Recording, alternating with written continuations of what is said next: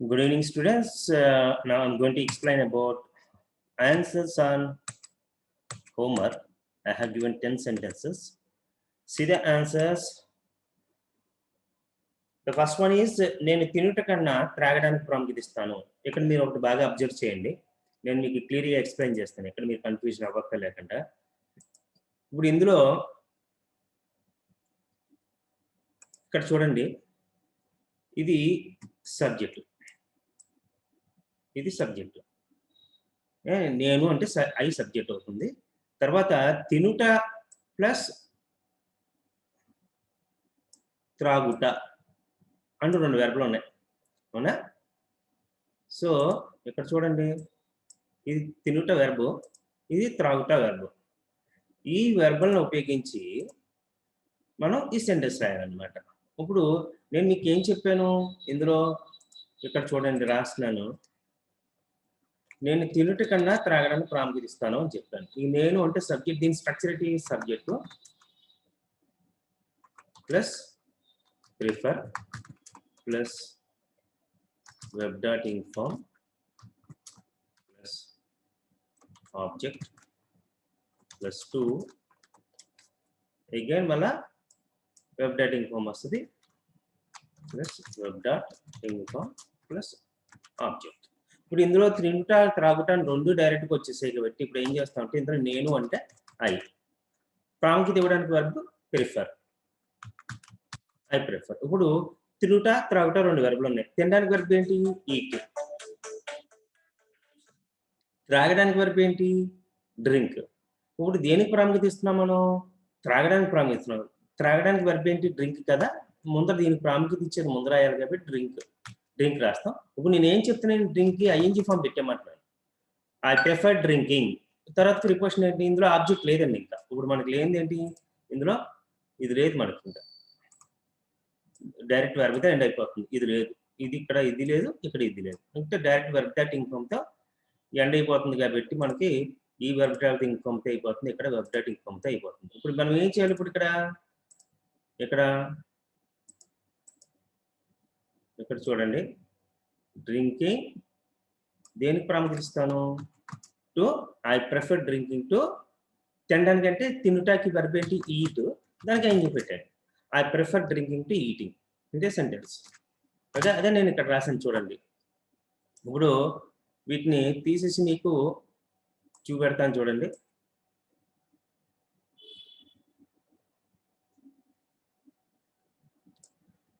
దీనికి ఆన్సర్ చూడండి. ఇప్పుడు I prefer drinking to eating. Don't say I prefer drink to eat.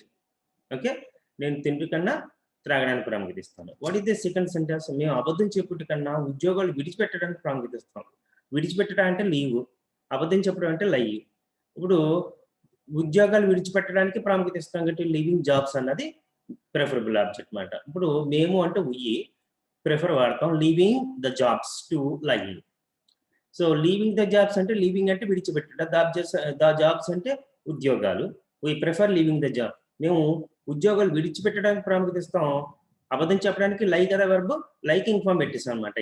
లై verb, LY ING వస్తుంది ING form add చేసినప్పుడు. Third sentence చూడండి, వాళ్ళు హిందీలో మాట్లాడేట కన్నా తెలుగు మాట్లాడడానికి ప్రాముఖ్యత ఇస్తున్నారు. దేనికి ప్రాముఖ్యత ఇస్తున్నారు? తెలుగు మాట్లాడడానికి ప్రాముఖ్యత ఇస్తున్నారు. మాట్లాడడానికి వెర్బ్ ఏంటి? స్పీక్. అందుకని స్పీకింగ్ తెలుగు అని చెప్తాను అనమాట. వాళ్ళు అంటే they prefer speaking Telugu to speaking Hindi in their houses. వాళ్ళ ఇళ్లలో హిందీ మాట్లాడేటి కన్నా తెలుగు మాట్లాడడానికి ప్రాముఖ్యత ఇస్తారనమాట. ఓకే, ఫోర్త్ సెంటెన్స్ చూడండి, నా విద్యార్థులు వాక్యాలు రాయట కన్నా వాక్యాలు పైకి మాట్లాడడానికి ప్రాముఖ్యత ఇస్తారు. అంటే స్పీకింగ్ ద సెంటెన్స్ అలౌడ్ అనమాట. వాక్యాలు పైకి మాట్లాడడానికి అంటే స్పీకింగ్ ద సెంటెన్స్ అలౌడ్. దేనికన్నా? To writing the sentences. ఇప్పుడు అదే చెప్పాను, my students prefer speaking the sentences allowed to writing the sentence, లేకపోతే రైటింగ్ ద. ఫిఫ్త్ సెంటెన్స్ చూడండి, అతను గ్రీటింగ్స్ పోస్ట్ ద్వారా పంపించట కన్నా చేతితో ఇవ్వడానికి ప్రాముఖ్యత ఇస్తాడు. అంటే చేతితో ఇవ్వడం అంటే దానికి ప్రాముఖ్యత ఇస్తున్నాడు, గివింగ్ బై హ్యాండ్ అనమాట. సో పోస్ట్ ద్వారా సెండింగ్ బై గ్రీటింగ్స్ అంటే సెండింగ్ బై పోస్ట్ అని అర్థం. He prefers handing over the greetings to sending the by post. అలాగే చెప్పొచ్చు హ్యాండింగ్ ఓవర్ ప్లేస్ లో గివింగ్ బై హ్యాండ్ అని కూడా చెప్పొచ్చు. He prefers giving the greetings by hand to sending them by post. ఇలా కూడా రాసుకోవచ్చు. ఇక్కడ మీరు అబ్జర్వ్ చేయాల్సింది ఏంటంటే ఇక్కడ చూడండి, నేను మీకు చెప్తున్నాను. ఇక్కడ ఇందులో ప్రిఫరబుల్ ఆబ్జెక్ట్ ఏంటి? చేతితో ఇవ్వడానికి. ఇక్కడ చేతితో ఇవ్వడానికి మీరు వెర్బ్ నేర్చుకున్నారు. హ్యాండ్ ఓవర్ అని వెర్బ్ నేర్చుకున్నారు. ఇదిగో చూడండి, హ్యాండ్ ఓవర్. చేతికి చూడడానికి హ్యాండ్ ఓవర్ రాసాం. He prefers handing over. Hand over యాక్చువల్గా ఇక్కడ వెబ్ డేట్ ఇన్ఫామ్ పెట్టాలి కాబట్టి హ్యాండింగ్ ఓవర్. చాలా మంది ఏమనుకుంటారంటే హ్యాండ్ ఓవరింగ్ అనుకుంటారు. ఓవర్ ప్రిపోషన్ దానికి పెట్టకూడదు, ఐఎన్జీ ఫామ్ హ్యాండ్కి పెట్టాలి. ఓకేనా? సో ఇప్పుడు నెక్స్ట్ సెంటెన్స్ చూడండి, 6th సెంటెన్స్. నేను జనవరి 1న చికెన్ బిర్యానీ తిన్నట్టు కన్నా పులిహోర తింటాకు ప్రాముఖ్యత ఇస్తాను. I prefer eating tamarind rice to chicken biryani. అంటే eating chicken biryani on 1st of January. ఇక్కడ చూడండి, ఇక్కడ మీరు అబ్జర్వ్ చేయండి, ఒకే 2 వెర్బులు ఒకటే అయితే ఇక్కడ ఈటింగ్ అని వస్తుంది. ఓకే, ఇక్కడ ఈటింగ్ అని వస్తుంది. అందుకని 2 వెర్బులు ఒకటే కాబట్టి ఈ సెకండ్ టైం వెర్బ్ చెప్పకపోయినా పర్లేదు. అంటే I prefer eating tamarind rice to chicken biryani on 1st of January అని చెప్పచ్చు. I prefer eating tamarind rice to eating chicken biryani and 1st of January అలా కూడా చెప్పుకోవచ్చు. ఎలా చెప్పుకున్నా సెంటెన్స్ కరెక్ట్. నెక్స్ట్ చూడండి, మీరు క్రొత్త బైక్ కొన్నట్టు కన్నా పాత బైక్ రిపేర్ చేయించుకోవడానికి ప్రాముఖ్యత ఇస్తున్నారా? Do you prefer repairing old bike to buying a new one?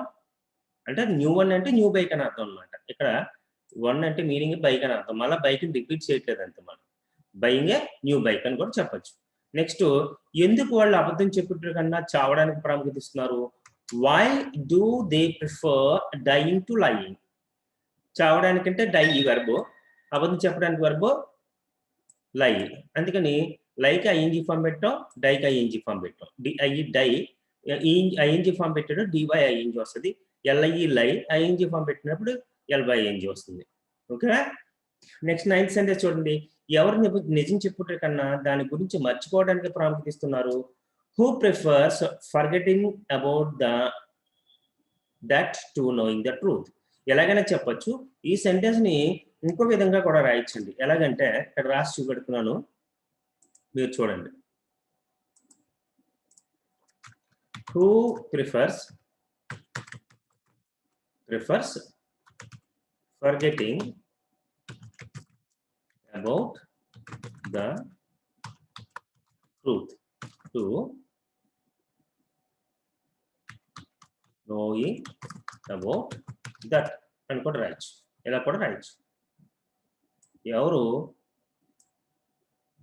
Knowing about the, ఎవరు నిజం తెలుసుకున్నట్టు కన్నా దాని గురించి మర్చిపోవడానికి ప్రాముఖ్యత ఇస్తున్నారు. అంటే ఎవరు నిజం మర్చిపోవడానికి ప్రాముఖ్యత ఇస్తున్నారు దాని గురించి తెలుసుకుంటే కన్నా అని అర్థం అనమాట. ఇలా కూడా రాసుకోవచ్చు కావాలంటే, లేదంటే వదిలేయచ్చు, ప్రాబ్లం లేదు. ఓకే, నెక్స్ట్ వచ్చేసరికి 10th సెంటెన్స్ చూడండి.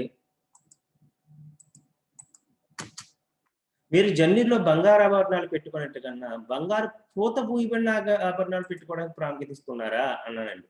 బంగారు ఆభరణాలు అంటే gold jewellery or golden jewellery. బంగారు పూయబడిన ఆభరణాలు అంటే gilt jewellery. So see the sentence how it is.